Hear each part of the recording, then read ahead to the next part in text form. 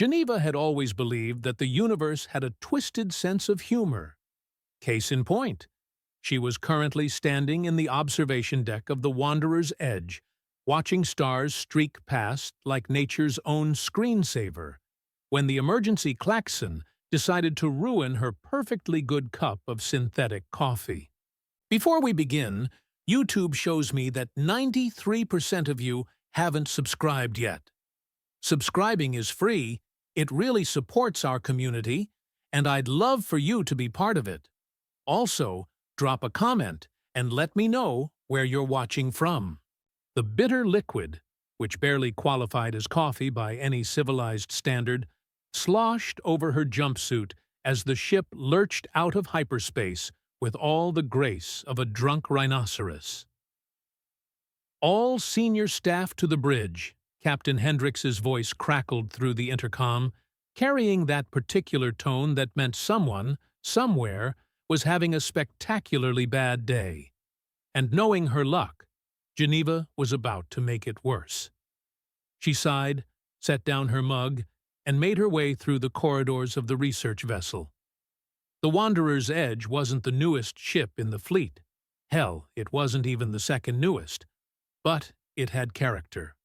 The kind of character that came from duct tape, prayers, and an engineering crew that viewed the laws of physics as more like gentle suggestions. The bridge buzzed with the controlled chaos of an emergency situation. Officers hunched over their stations, fingers dancing across holographic displays, while status reports flowed in multiple languages. Geneva spotted Captain Hendrix standing at the central command console, his weathered face illuminated by the blue glow of incoming transmissions. At 50-something, Hendrix had the look of a man who'd seen every possible way the universe could try to kill him, and had taken detailed notes for future reference. "Geneva," he called without turning around. "Perfect timing. We've got a situation that's right up your alley." "Define situation," she replied, crossing her arms. "Because the last time you said that, I ended up trying to negotiate a peace treaty with sentient fungus that communicated entirely through spores, that made everyone sneeze uncontrollably." Hendrix actually cracked a smile at that. This might be worse. A holographic display materialized in the center of the bridge, showing a small mining colony perched on the surface of a rust-colored planet. The colony looked like someone had dropped a handful of metal buildings onto the landscape and hoped for the best, which, knowing mining operations, was probably exactly what had happened. "Vega Prime," Hendrix began, gesturing at the display. "Population: roughly 800 souls trying to extract rare minerals from a planet that seems personally offended by their presence. 3 days ago, one of their deep-core mining teams had an accident." Geneva raised an eyebrow. "Mining accidents happen. What does that have to do with us?" "The accident killed 2 adult aliens. Unknown species. The automated mining systems managed to capture 3 juveniles before they could escape." Hendrix paused, letting that sink in. "The problem is, these juveniles are, well, let's call them spirited." The DB holographic display shifted to show what could generously be described as a containment area. What it actually looked like was the aftermath of a tornado hitting a furniture store. Shredded padding floated in the air like snow. Metal fixtures hung at impossible angles, and what had once been cushions and pillows now resembled abstract art created by someone with serious anger management issues. "Holy!" Geneva caught herself before finishing that particular observation. "What exactly are we looking at here?" "The Cubs," said Lieutenant Commander Torres from the communications station, not looking up from her console. "That's what the colonists are calling them. They've been systematically destroying everything soft in their containment area. Pillows, blankets, cushions, even the padding on the chairs. They seem to have a particular vendetta against anything that might conceivably be comfortable. Geneva studied the destruction with professional interest. "How big are we talking?" "About the size of large dogs," Hendricks replied, "but faster, smarter, and apparently equipped with claws that can cut through standard containment materials like they're made of paper." "And let me guess," Geneva said, already knowing where this was heading. "The colonial authorities want us to come in and solve their little problem." "Their xenobiology team is at their wits' end," Hendricks confirmed. "They've tried everything they can think of. Sedation doesn't work. The cubs metabolize it too quickly. Physical restraints just make them more aggressive. And every attempt at communication has ended with someone nearly losing important body parts." Geneva walked closer to the holographic display, studying the patterns of destruction. Even from the grainy footage, she could see there was something deliberate about the chaos. What's their long-term plan? They can't just keep these cubs locked up indefinitely. That's where it gets complicated, Torres interjected. The cubs species isn't in any of our databases. No known contact, no diplomatic protocols, nothing. For all we know, we've just orphaned the offspring of the galaxy's next great military power. Or, added Chief Science Officer Kwan from his station, we're dealing with a species that considers the death of their young an act of war. Geneva felt the familiar tingle of intellectual curiosity mixed with impending doom. It was a sensation she'd come to know well over her career as a xenobiologist. "So, naturally, you want to send in the human who talks to things with teeth.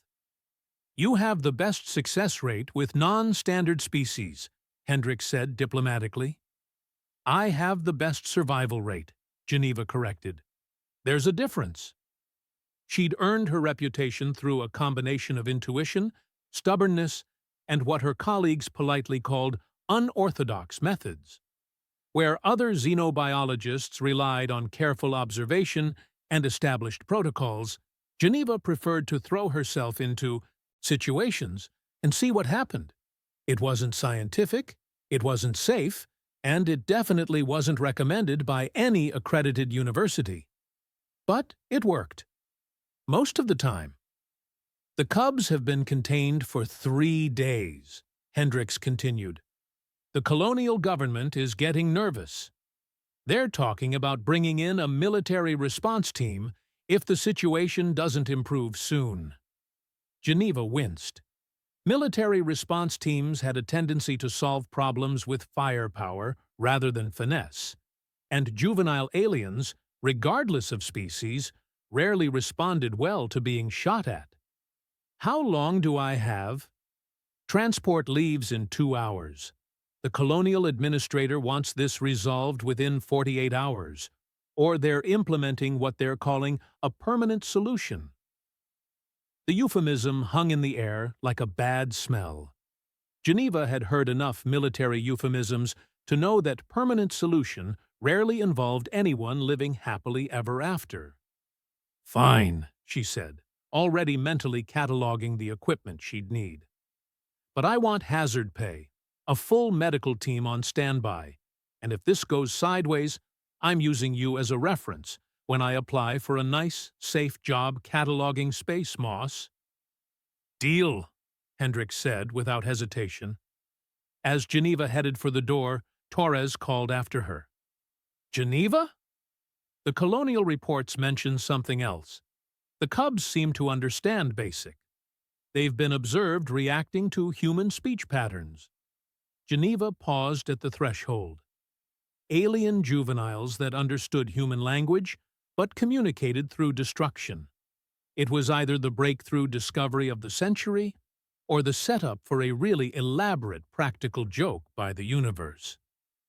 "Of course they do," she muttered, "because nothing about this situation could possibly be straightforward." 2 hours later, Geneva found herself strapped into a shuttle that was optimistically rated for atmospheric entry. The pilot, a cheerful young officer named Kim, seemed entirely too happy about flying into what was essentially a controlled crash landing.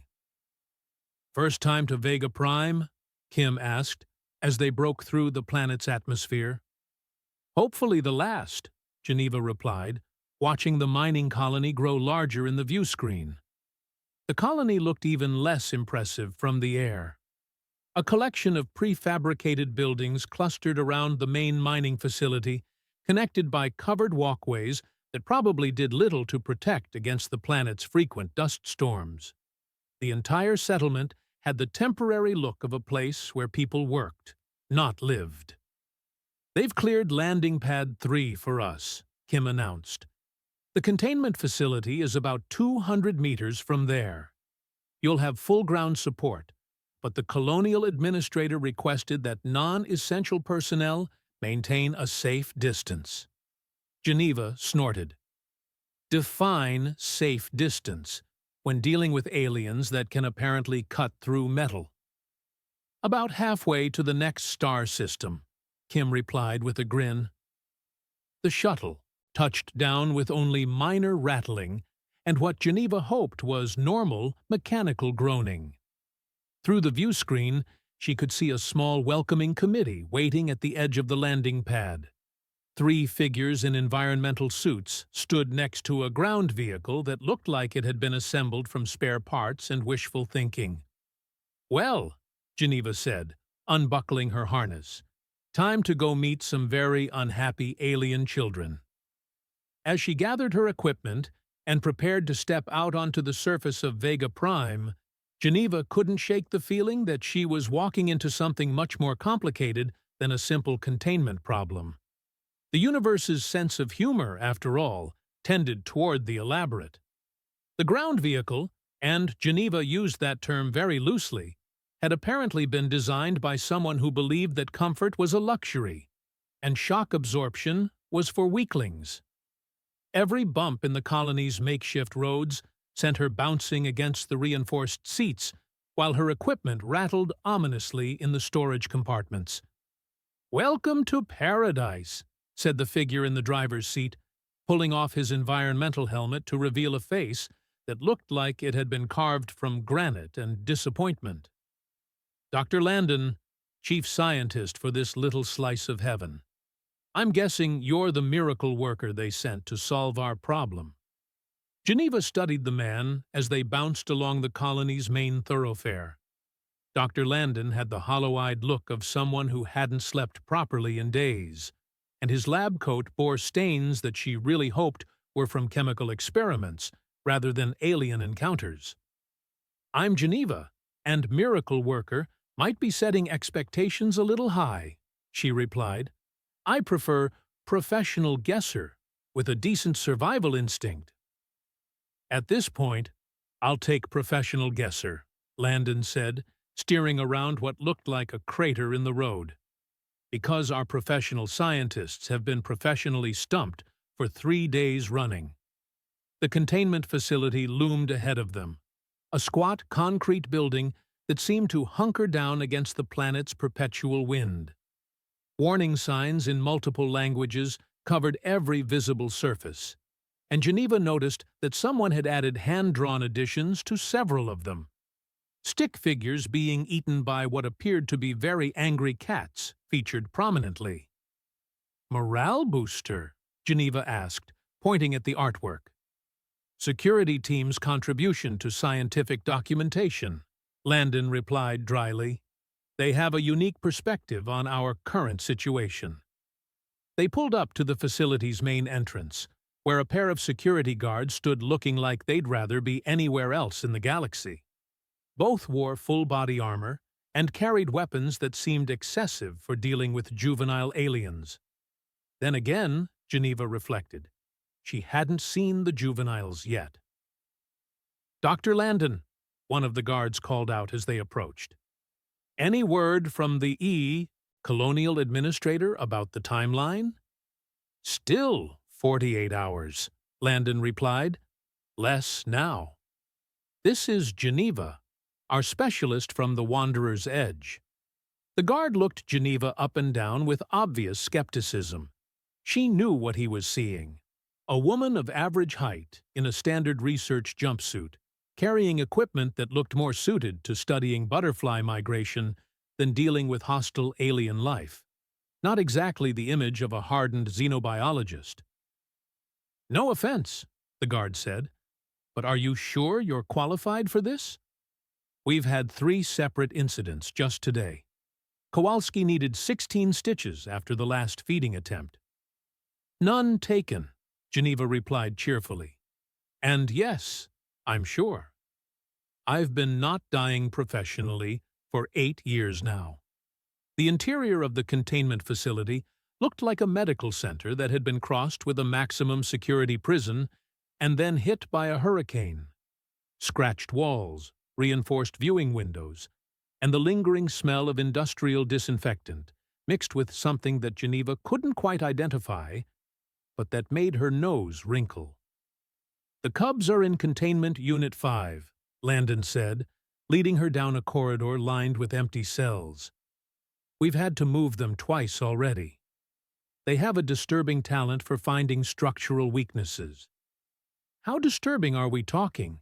Geneva asked, noting the metal patches on several walls.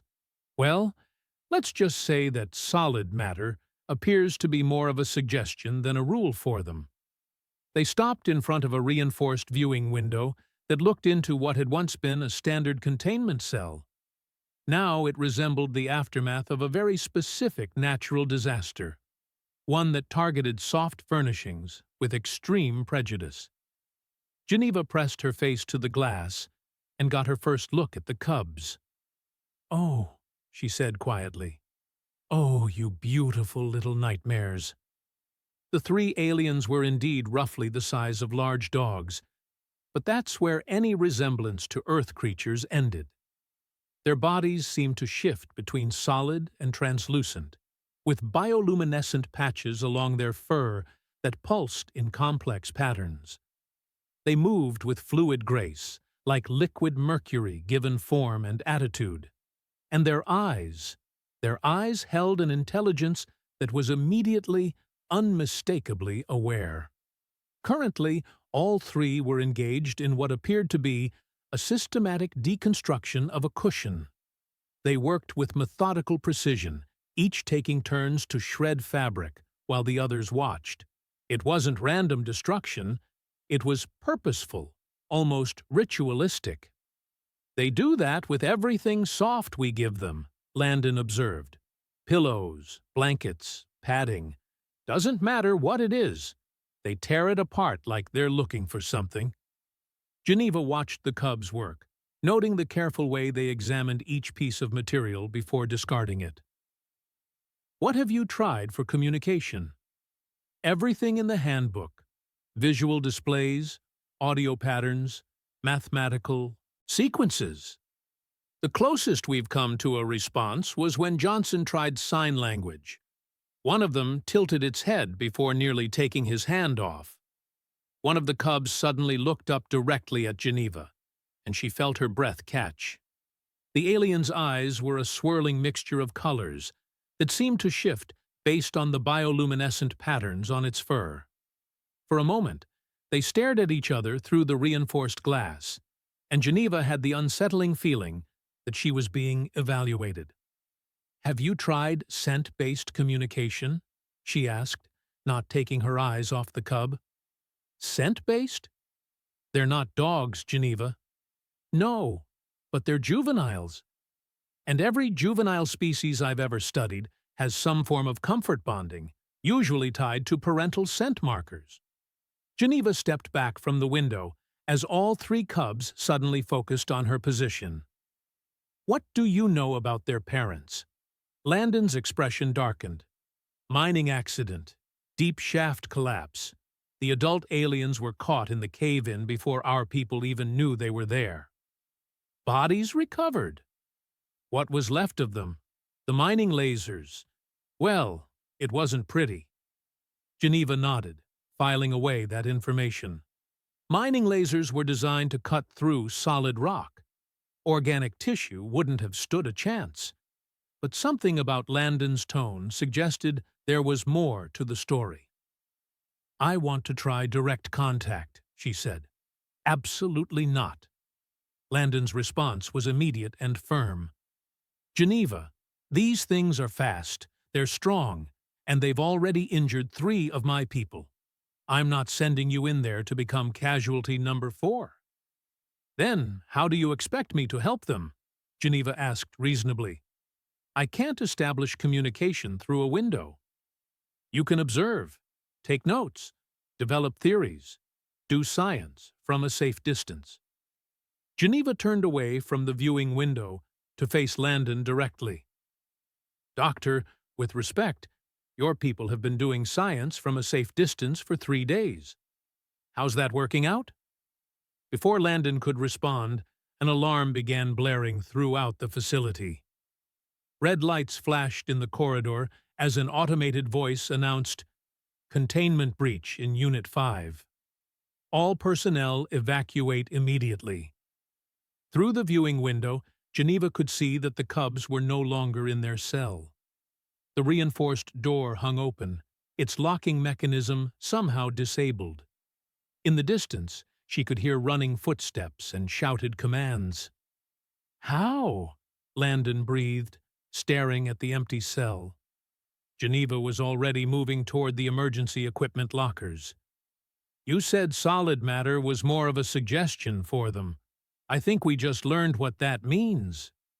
The cubs had somehow phased through the containment cell's walls or manipulated the locking systems in ways that shouldn't have been possible. Either way, 3 potentially dangerous alien juveniles were now loose in a facility full of humans who had no idea how to deal with them. Security teams to containment. Level 5, the automated voice continued. Implement Protocol 9. Geneva grabbed a portable scanner and a first aid kit from the emergency locker. What's Protocol 9? Landon's face had gone pale. Neutralization protocol, if the subjects can't be contained. He didn't finish the sentence. Over my dead body, Geneva said, heading for the corridor. Those aren't subjects, they're children. Scared, orphaned children who are probably just trying to find somewhere safe. Geneva, wait! But she was already running toward the sounds of chaos, following the trail of destruction that the cubs were leaving in their wake. Behind her, she could hear Landon calling for security to hold their fire, but she wasn't sure if anyone was listening. The cubs had managed to get 3 levels up before the security teams cornered them in the facility's main laboratory. Geneva arrived to find the aliens huddled together in the center of the room, surrounded by overturned equipment and shredded research materials. 6 security guards had their weapons trained on the small group, while Dr. Landon tried to coordinate a capture plan over his communicator. "Don't shoot," Geneva called out, raising her hands as she entered the lab. "Nobody shoot." The cubs immediately turned toward her voice, their bioluminescent patterns shifting to what looked like an agitated rainbow. One of them made a sound that was part growl, part purr, and entirely unlike anything Geneva had ever heard. "Geneva, get back," Landon ordered. "They're cornered, which makes them unpredictable." But Geneva was studying the cubs' body language, noting the way they pressed close together and the defensive positioning of the larger one in front. They weren't preparing to attack. They were terrified. "They're not cornered," she said quietly. "They're protecting each other." And that's when she noticed what the cubs were protecting. Clutched in the smallest one's arms was a piece of fabric that looked familiar. It was a section of pillowcase, but not just any pillowcase. The material had a specific pattern that Geneva recognized from the supply manifests. "They're not destroying things randomly," she realized. "They're looking for something specific. Something that smells right." The largest cub took a step toward Geneva, its patterns shifting to what looked almost like curiosity. Behind it, the other 2 watched with those swirling, intelligent eyes. "Easy," Geneva murmured, crouching down to make herself less threatening. "I'm not going to hurt you." The cub tilted its head, exactly like Johnson had described. But instead of aggression, Geneva saw something else in its posture: recognition. They knew she was different from the others. They knew she was trying to help. The question was, would anyone else figure that out before the security team decided to implement their permanent solution? The standoff in the laboratory stretched like a rubber band about to snap. 6 security guards, with weapons drawn, 3 terrified alien cubs clutching each other, one increasingly agitated Dr. Landon, and Geneva crouched in the middle of it, all trying to prevent what was shaping up to be a galactic incident. "Lower your weapons," Geneva said, without taking her eyes off the cubs. "You're making them more frightened." "Geneva, they just broke out of a reinforced containment cell," Landon protested. "They could phase through the walls and disappear at any moment." "They could," Geneva agreed, "but they haven't." "Look at them, Doctor. Really look." The cubs were pressed together in a tight group, their bioluminescent patterns pulsing in synchronized waves of blue and purple. The smallest one still clutched that piece of pillowcase, while the other 2 flanked it protectively. Their eyes moved constantly between the armed humans, but their attention kept returning to Geneva. "They're not trying to escape," Geneva continued, slowly extending one hand palm up toward the cubs. "They're trying to communicate." "By destroying everything in sight?" one of the security guards muttered. "By searching for something familiar," Geneva corrected. "Think about it. What's the first thing any lost child does? They look for their parent, or something that reminds them of home." The largest cub took another tentative step toward Geneva, its head tilted in that now familiar gesture of curiosity. As it moved, Geneva noticed something she'd missed before. The patterns on its fur weren't random. They followed specific sequences, almost like language, she breathed. "You're trying to talk to us." The cub's patterns shifted suddenly, cycling through what appeared to be a complex series of configurations. Blue spirals gave way to golden starbursts, which dissolved into rippling waves of green and silver. "What's it doing?" Landon asked, his voice barely above a whisper. "I think it's repeating something," Geneva said, watching the patterns cycle through the same sequence again. "Like it's trying to tell us the same message over and over." She pulled out her portable scanner and pointed it at the cubs, recording the light patterns. The device beeped softly as it analyzed the bioluminescent display, trying to find mathematical patterns in the seemingly chaotic swirls of color. "Fascinating," Geneva murmured, studying the readout. "The patterns have a consistent mathematical base, but they're being modified by what looks like emotional variables. It's not just language, it's emotionally contextual language." "Can you translate it?" Landon asked. "Not yet, but—" Geneva stopped mid-sentence as her scanner picked up something else. "Doctor, when was the last time this laboratory was cleaned?" "What?" "This morning. Why?" "I'm reading residual pheromone traces throughout this room. Multiple species, including human." Geneva looked around the laboratory with new eyes.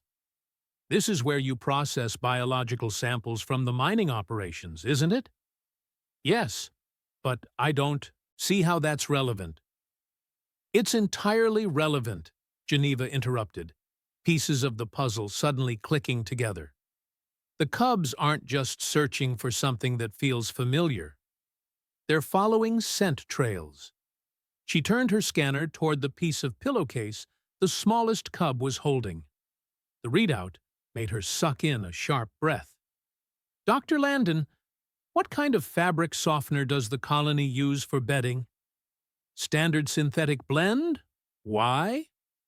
"Because this pillowcase has traces of at least 6 different organic compounds, including 2 that my scanner is identifying as Mammalian pheromones. Geneva looked up at Landon with sudden understanding. The cubs aren't just randomly destroying soft furnishings. They're looking for something that carries the right scent markers. Scent markers for what? For their parents. The words hung in the air like a physical presence. Geneva could see the moment understanding dawned in Landon's eyes, followed immediately by horror. "The mining accident," he said quietly. If the adult aliens were in the area for an extended period, their scent would have transferred to any fabric that came into contact with them. "And mining operations reuse equipment," Geneva added, "including temporary shelters, bedding, and cushioning materials. The cubs are trying to find something, anything, that still carries their parents' scent." The largest cub had been watching this exchange with obvious intelligence, its patterns shifting through what Geneva was beginning to recognize as emotional states. Now it approached her directly, stopping just outside arm's reach. "Easy," Geneva murmured, keeping her movements slow and deliberate. "I understand now. You're looking for them, aren't you? You're trying to find your parents." The cub's patterns exploded into a brilliant cascade of gold and white, so bright that several of the security guards stepped back involuntarily. When the light faded, the alien was closer, its large eyes fixed on Geneva's face. They understand basic, Geneva realized.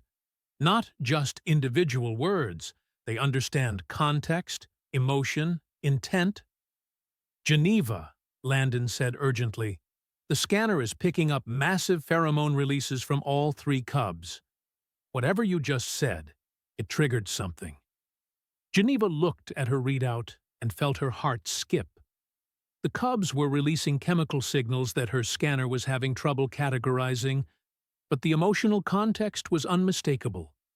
Grief, loss, and desperate hope. "They've been trying to tell us about their parents this whole time," she said.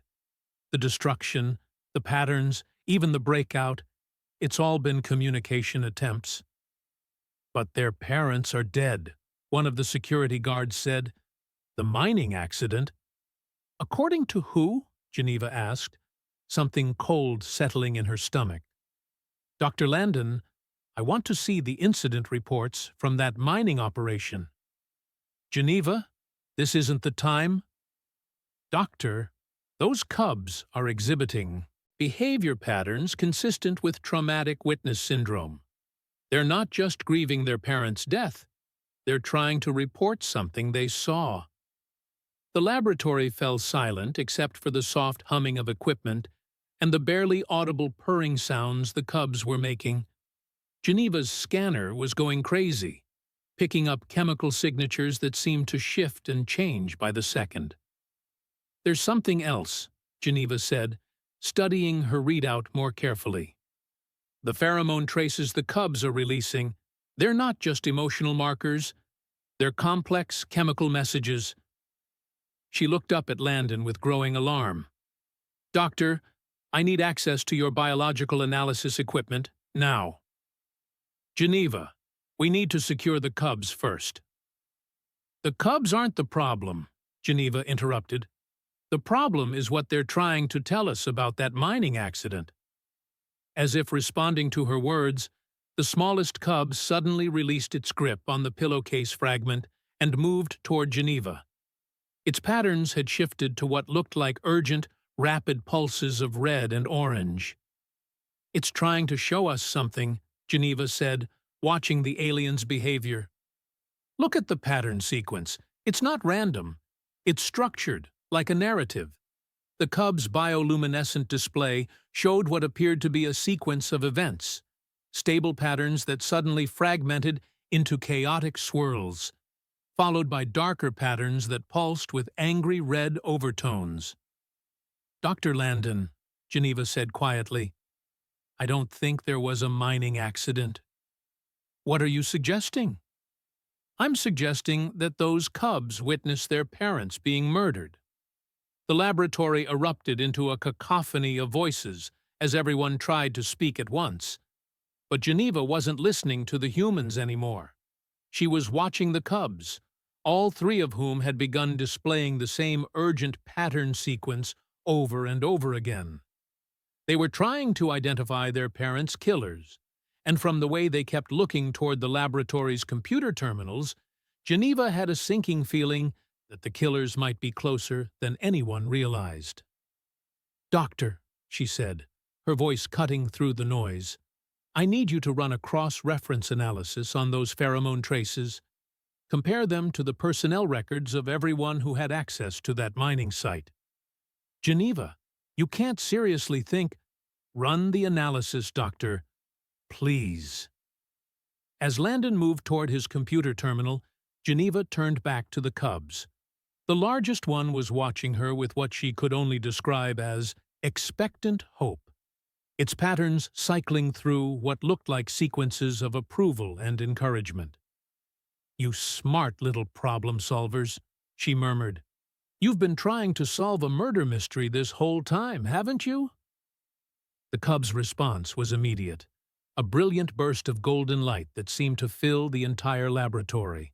But Geneva's moment of triumph was cut short by the sound of alarms beginning to blare throughout. The facility emergency lights bathed everything in harsh red, and an automated voice began announcing something that made her blood run cold. "Security breach detected. Unknown personnel attempting unauthorized access to mining records. Implementing facility lockdown in 60 seconds. Someone was trying to cover their tracks, and whoever it was, they were running out of time to silence the only witnesses to what had really happened in that mining tunnel." Geneva looked at the cubs, who were now displaying patterns that could only be described as panic, and made a decision that went against every safety protocol she'd ever learned. "Dr. Landon," she called out, "how much do you trust your security team?" His hesitation told her everything she needed to know. The facility lockdown klaxons created a symphony of impending doom that would have made any reasonable person reconsider their life choices. Geneva, however, had given up on being reasonable approximately 3 alien encounters ago. 60 seconds until lockdown," the automated voice announced, with the cheerful indifference of a computer system that didn't have to worry about breathing. "Dr. Landon," Geneva said, her voice cutting through the chaos, "I need you to trust me completely for the next few minutes." Landon looked at her like she'd suggested they all strip naked and fight the facility's security system with pillows. "Geneva, this is not the time for experimental xenobiology." "This is exactly the time," she replied, pulling her personal gear bag over her shoulder. "Those cubs have been trying to solve a murder for 3 days, and someone just activated a lockdown to stop us from finding out who did it." She turned to address the security guards, who were looking increasingly uncomfortable with the rapidly evolving situation. "How many of you were on duty when the mining accident happened?" The guards exchanged glances that Geneva found distinctly unsettling.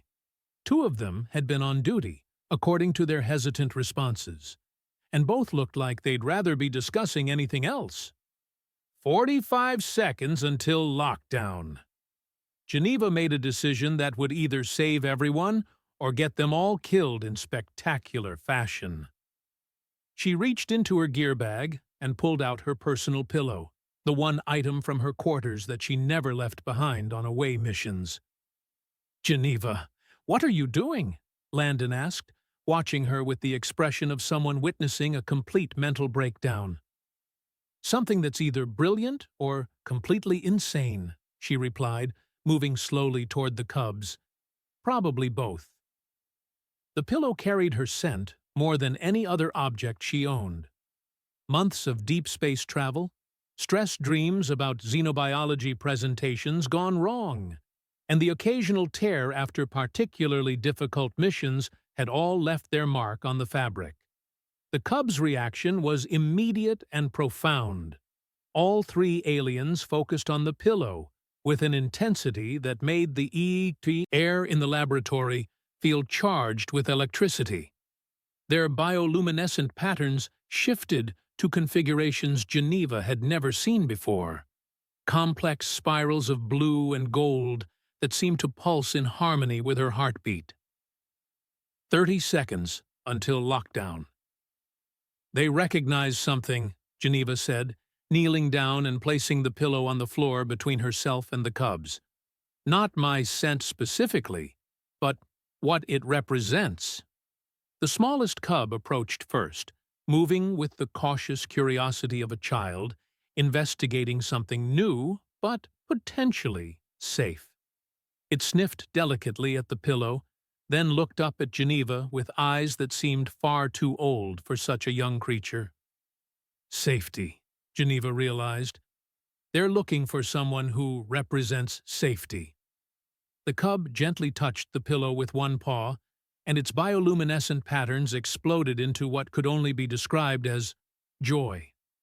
Pure, uncomplicated happiness that made Geneva's chest tighten with unexpected emotion. 15 seconds until lockdown. "Dr. Landon," Geneva called without taking her eyes off the cubs, "whatever happens next, do not let security shoot these aliens. They're not the threat here." 10 seconds. The other two cubs had joined the first, and all three were now gathered around Geneva's pillow, like it was the most precious thing in the universe. Their patterns had synchronized into waves of peaceful blue and green, and they were making soft sounds that sounded remarkably like purring. 5 seconds. Geneva made another decision that definitely fell into the completely insane category. She sat down cross-legged next to her pillow and extended her hand toward the largest cub. "Come here," she said softly. "It's okay. You're safe now." The facility lockdown engaged with a series of metallic clanks that echoed through the building like the universe's least helpful percussion section. Emergency lighting bathed everything in red, and the laboratory's main doors sealed with a finality that suggested they weren't opening again anytime soon. But Geneva barely noticed, because the largest cub had just placed its head in her outstretched hand. The alien's fur was softer than anything Geneva had ever touched, with an almost ethereal quality that seemed to shift between physical and translucent. The bioluminescent patterns under her fingers pulsed gently, and she could feel a vibration that reminded her of a cat's purr, but somehow more complex. "Hello," she whispered. "I'm Geneva. I'm going to help you." The cub's response was immediate. Its patterns shifted to show a complex sequence that Geneva's trained eye recognized as structured communication. The alien was telling her something, and for the first time since this whole situation began, Geneva felt like she might actually understand. "Dr. Landon," she called, keeping her voice low and calm. "I need you to record everything the cubs are showing us. This is their testimony." Testimony? They're telling us what happened to their parents. The cubs' bioluminescent display became a narrative told in light and color. Geneva watched, fascinated, as the aliens showed her scenes of their family group in what appeared to be a natural habitat, flowing patterns that suggested movement through underground spaces, hunting behaviors, and the complex social interactions of an intelligent species. Then the patterns changed, becoming harsh and angular. The cubs showed her new figures, bipedal shapes that moved with purpose and carried objects that Geneva realized must be weapons. "Poachers," she breathed. "Their parents weren't killed in a mining accident. They were murdered by poachers." The cubs' patterns intensified, showing the sequence of events with heartbreaking clarity. The adult aliens had been protecting their young when the attackers arrived. There had been a fight, brief and brutal, ending with the parents' deaths, and the cubs barely escaping. "The mining equipment," Geneva said, understanding flooding through her. It was used to dispose of the evidence. Dr. Landon was recording everything, his face pale in the emergency lighting. Geneva, if this is true, then someone in the colony is a murderer, Geneva finished. And they've been trying to eliminate the witnesses. As if summoned by her words, the laboratory's sealed doors began to emit the sounds of someone attempting to override the lockdown. Heavy footsteps echoed in the corridor beyond, accompanied by voices that Geneva didn't recognize. Unknown personnel attempting unauthorized entry, the facility's computer announced. Security protocols engaged. The cub's patterns immediately shifted to what Geneva now recognized as fear and anger. They pressed closer to her pillow, their purring sounds becoming more urgent. They know those voices, Geneva realized. Those are the people who killed their parents.